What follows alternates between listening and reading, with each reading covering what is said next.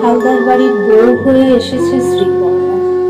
বিয়েটা দেখাশোনা করে অনুজা দেবী নিজে এসে পছন্দ করে গেছিলেন শ্রীপর্ণা।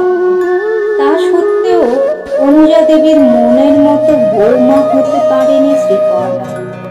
এদিকে শ্রীপর্ণা বাবা মায়ের একমাত্রই মেয়ে। বিয়ের পাকা কথা বলতে গিয়ে অনুজা দেবী বলেছিলেন, দাবি দেওয়া তো আমাদের কিছুই নেই, তবে মেয়েকে যা গয়না দেবেন একটু ভারী বুড়িই দেবেন। আমাদের হালদার বাড়ির বউ হয়ে যাচ্ছে, লোকে দেখে কেউ না বলে কোনো জিনিস খারাপ হয়েছে। শ্রীপর্ণার বাবা জয়াশিস বাবু নিজের সাধ্য মতো মেয়েকে সাজিয়ে দিয়েছেন, কিন্তু সেসব গয়না শ্রীপর্ণার শাশুড়ি অর্থাৎ অনুজা দেবীর পছন্দ হয়নি। বিয়ের পর থেকেই গয়না নিয়ে কম কথা শোনায়নি শ্রীপর্ণাকে। শ্রীপর্ণা শান্ত স্বভাবের মেয়ে। শাশুড়ি 10টা কথা বললেও শ্রীপর্ণা সেভাবে কিছু বলতো না। তবে চুপচাপ সব কিছু মেনে নিলে তাতে সুবিধা কিছু হয় না, তাতে দোষ না করেও আসামি সাজতে হয়। তা সত্ত্বেও কখনো কখনো মনে হয় সব কথার জবাব দিতে নেই, জবাব না দেওয়াটাই এক প্রকার জবাব। বিয়ের পর থেকে 8 বছর কেটে গেছে, অনুজা দেবীর কোনো পরিবর্তন নেই। ভুল ত্রুটি যাই হোক বা না হোক, দুটো কথা শোনাতেই হবে। আসলে কিছু মানুষের স্বভাবটাই এমন, ভালোটাকে কিছুতেই ভালো বলতে পারবে না। যেন তেন প্রকারেণ সামনের মানুষটাকে দোষী করে তুলতে পারলেই শান্তি। দেখা গেছে শ্রীপর্ণা খুব ভালো করে রান্না করলেও ভূত একটা বের করবেই। খারাপ হলে তো দেখতেই নেই, বাজে কথা বলতে ছাড়বে না। প্রথম খারাপ লাগলেও এখন আর কিছু মনে করে না শ্রীপর্ণা। অভিযোগ আর দোষ শুনতে শুনতে মানুষ একটা সময় অভিযোগকারীকে কোনো গুরুত্বই দেয় না। আর ব্যাপারটা গা শোয়া হয়ে গেলে যা হয় আর কি।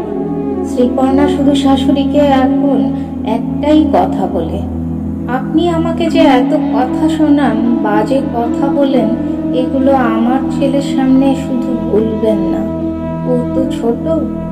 এইসব কথাবার্তা ওর সামনে না বলাই ভালো, ছোট মনে এগুলো প্রভাব ফেলতে পারে।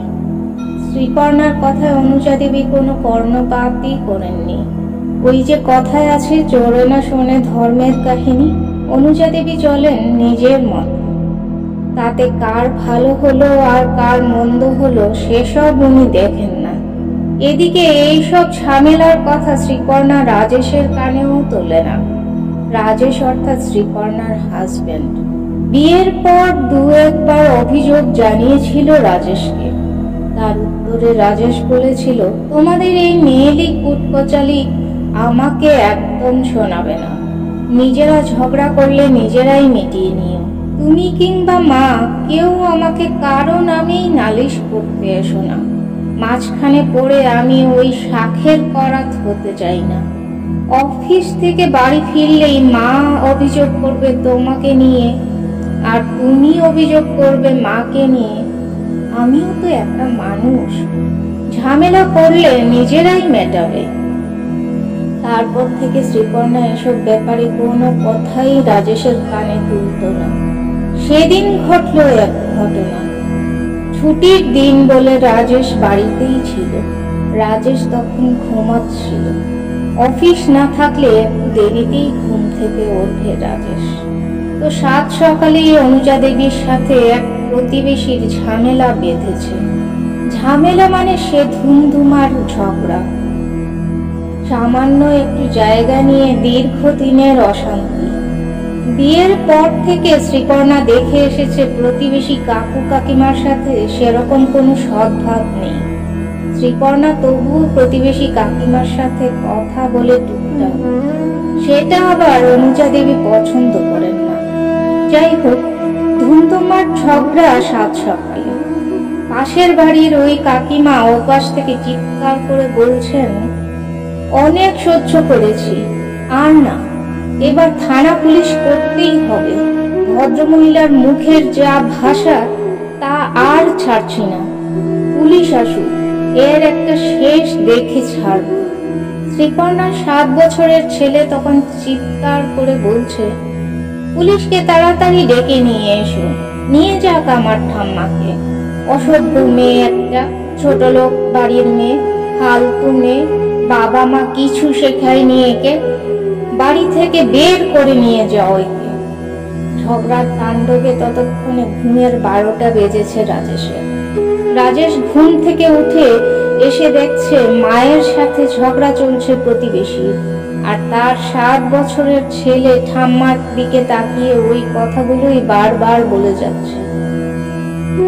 ছেলের কথা শুনে তো রাজেশ অবাক। অনুজা দেবী তখন ছেলেকে সামনে দেখতে পেয়ে বলে ওঠে, রাজু, একবার দেখ বাবা, নিজের কানে শুনলি তো? শত্রু শুধু বাইরেই নয়, শত্রু ঘরেও আছে। বাইরের লোককে আর দোষ দিই কি করে? ওইটুকু ছেলেকে ও কেমন শিখিয়েছে দেখ। তোর বউয়ের কীর্তিকলাপ নিজের চোখে দেখলি তো? সেই মুহূর্তে ঝগড়া সামাল দিয়ে রাজেশ ছেলেকে বাড়ির ভেতরে নিয়ে আসে, সঙ্গে মাকেও। অনুজা দেবী গজগজ করতে করতে বললেন, একটা বিহিত আজ করতেই হবে তোকে। আমার শত্রুর সামনে ওইটুকু ছেলেকে শিখিয়ে দিয়েছে তোর বউ, তা না হলে ওইটুকু বাচ্চা এমন কথা বলে? শ্রীপর্ণা তখন পাশেই দাঁড়িয়েছিল। রাজেশ প্রতিবাদ করে ওঠে অনুজা দেবীর কথায়, বলে, আমি তো শ্রীপর্ণাকে চিনি, ও অন্তত এই কথাগুলো ছেলেকে শেখাবে না। তাহলে ওইটুকু ছেলে এসব কি করে বলল? নিশ্চয়ই শিখিয়েছে। মা, তুমি শান্ত হও, আমি দেখছি বিষয়টা। ও তো বাচ্চা, ওকে বুঝিয়ে বললে ও কথা শুনবে। রাজেশ ছেলেকে পাশে বসিয়ে অনুজা দেবীর উপস্থিতিতেই জিজ্ঞেস করে, বাবু, তুমি ঠাম্মাকে আজ কত খারাপ কথা বললে বলো তো? এসব বাজে কথা তুমি কোথা থেকে শিখলে? শিশু মন সহজ সরল হয়, তার মধ্যে তো পাপ তাপ নেই। অকপটে বলে ওঠে, ঠাম্মাই তো আমার মাকে বলে অসভ্য মেয়ে, ছোট লোক মেয়ে, ফালতু মেয়ে, বাপ মা কিছুই শেখায়নি তোমাকে। ঠাম্মা, তুমিই তো বলো তো এগুলো, আমি ঠাম্মার থেকে শিখেছি। ওসব কথা মুখে আনতে নেই বাবু। যে কথাগুলো খারাপ কথা, সে কথাগুলো তুমি বললে তোমাকেই খারাপ বলবে সবাই। কেউ খারাপ কথা বললো বলেই কি তুমিও খারাপ কথা বলবে? তাছাড়া তুমি যে ঠাম্মাকে বললে, ঠাম্মা কিন্তু মনে মনে অনেক দুঃখ পেয়েছে। তোমার ঠাম্মা মানে তো আমার মা, বলো?